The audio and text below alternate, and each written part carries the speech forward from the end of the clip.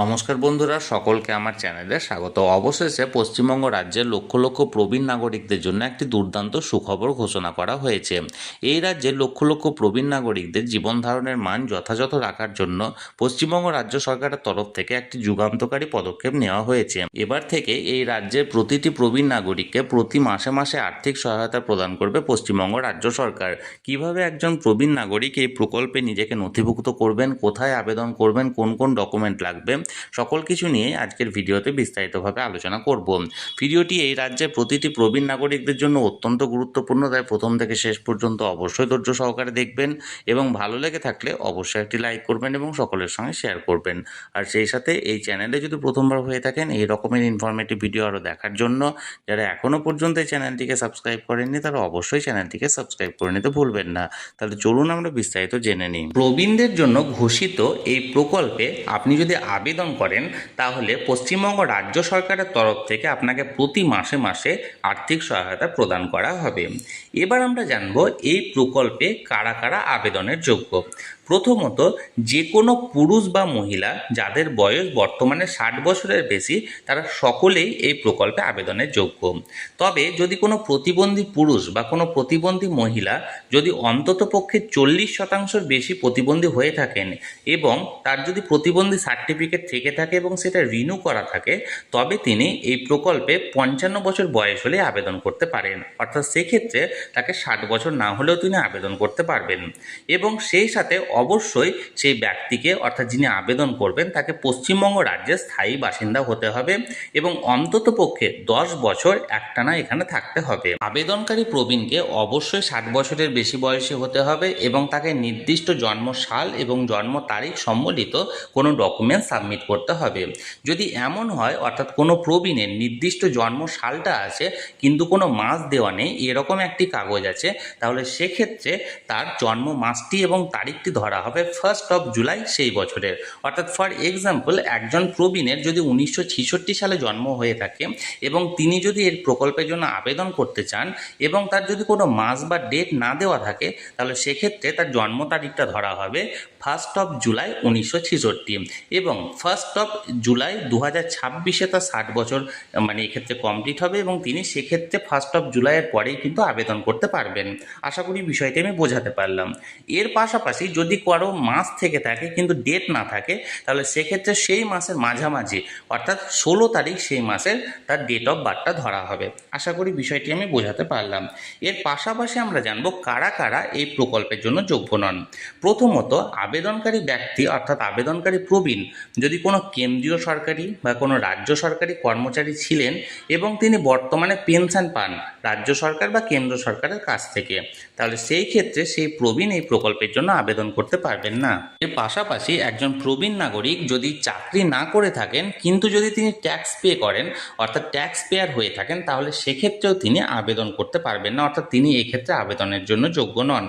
এছাড়াও যদি সর্বশেষ এসআইআর অর্থাৎ স্পেশাল ইন্টেনসিভ রিভিশন যেটা 2026-এর বেস করে করা হয়েছে, লাস্ট এসআইআরে যদি সেই প্রবীণের নাম বাদ গিয়ে থাকে অর্থাৎ ডিলিট হয়ে থাকে তাহলে সেক্ষেত্রেও সেই প্রবীণ নাগরিক এই প্রকল্পের জন্য আবেদন করতে পারবেন না। এবার আমরা জানবো এই প্রকল্পের আবেদনের পদ্ধতির ব্যাপারে। বর্তমানে একজন প্রবীণ নাগরিক শুধুমাত্র অফলাইনের মাধ্যমে এই প্রকল্পে আবেদন করতে পারেন, অর্থাৎ নির্দিষ্ট জায়গা থেকে ফর্ম তুলে সেই ফর্মটিকে ফিল আপ করে সমস্ত ডকুমেন্ট সহ আবার সেই জায়গায় জমা দেওয়া।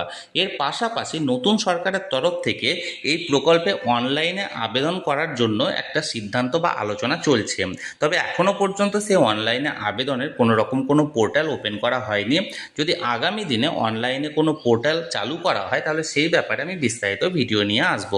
আপাতত একজন প্রবীণ নাগরিক যদি স্থানীয় শহরের বাসিন্দা হয় তাহলে সেক্ষেত্রে সেই স্থানীয় এসডিও অফিস থেকে তিনি ফর্ম কালেক্ট করতে পারেন এবং একজন গ্রামের বাসিন্দা অর্থাৎ গ্রামের কোনো প্রবীণ নাগরিক স্থানীয় বিডিও অফিস বা পঞ্চায়েত সমিতি অফিস থেকে ফর্ম তুলে যাবতীয় তথ্য যেমন তার ব্যক্তিগত তথ্য, তার বয়স, তার ইনকাম প্রুফ, ছবি সহ সমস্ত ডকুমেন্টসের জেরক্স দিয়ে তিনি সেই স্থানীয় এসডিও বা স্থানীয় বিডিও অফিসে জমা দিতে পারেন।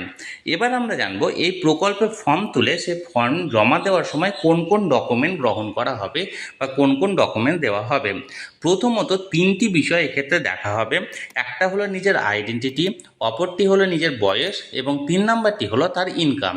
অর্থাৎ প্রথমত নিজের আইডেন্টিটি প্রুফ একটা দিতে হবে, বয়সের প্রমাণপত্র দিতে হবে এবং ইনকামের প্রমাণপত্র দিতে হবে। এই সবের জন্য যে সমস্ত ডকুমেন্টগুলি গ্রহণযোগ্য সেগুলি হলো প্রথমত আধার কার্ড। এটি কম্পালসারি আপনাকে দিতে হবে, নিজের আধার কার্ড, এবং সেটা অ্যাক্টিভ আধার কার্ড। যদি কোনো কারণবশত আপডেট না করা থাকে তাহলে অবিলম্বে আপডেট করিয়ে নিন। এর পাশাপাশি ভোটার কার্ড দিতে হবে এবং দেখতে হবে সেই ভোটার কার্ডটি যেন বর্তমানে চালু থাকে, অর্থাৎ লাস্ট এসআইআরে যেন এই ভোটার নাম্বারটি অর্থাৎ এপিক নাম্বারটি ডিলিট না হয়ে থাকে। এর পাশাপাশি বয়সের প্রমাণপত্র হিসাবে কিছু দিতে হবে এবং ইনকাম সার্টিফিকেট, এবং সেক্ষেত্রে যেন আপনি লোয়ার ইনকাম গ্রুপের মধ্যে হয়ে থাকেন এটা দেখাতে হবে। এবং এর পাশাপাশি আপনাকে ব্যাংক পাসবুক কপি দিতে হবে এবং পাসপোর্ট সাইজের ছবি দিতে হবে এবং আপনাকে একটা নমিনেশন ফর্ম দিতে হবে।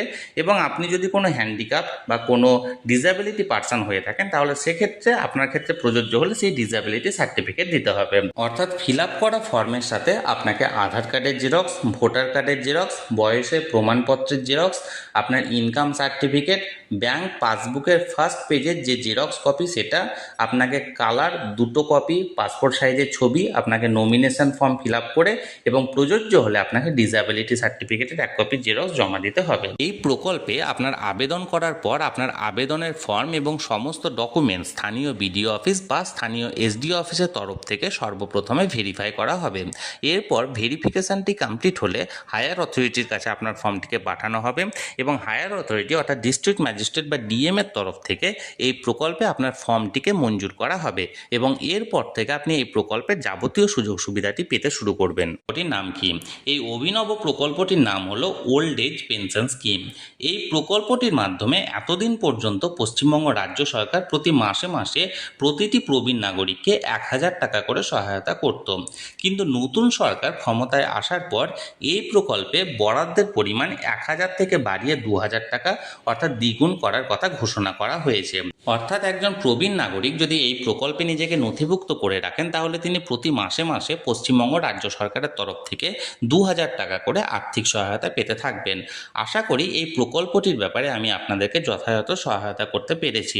আমি আগামী দিনে একটি খুব শীঘ্রই ভিডিও নিয়ে আসছি এই প্রকল্পটিতে অফলাইন ফর্ম আপনারা কিভাবে ফিল আপ করবেন এবং এর পাশাপাশি যদি অনলাইনেও এই প্রকল্পটির পোর্টাল চালু হয় তাহলে অনলাইনেও আপনারা কিভাবে আবেদন করবেন সেটির ব্যাপারে বিস্তারিত ভিডিও নিয়ে আসবো। তাই যারা যারা এখনও পর্যন্ত চ্যানেলটির সঙ্গে যুক্ত নেই অবশ্যই চ্যানেলটিকে সাবস্ক্রাইব করে চ্যানেলটির সঙ্গে যুক্ত হয়েছেন সেই সমস্ত ভিডিও সবার আগে সবার প্রথমে দেখার জন্য।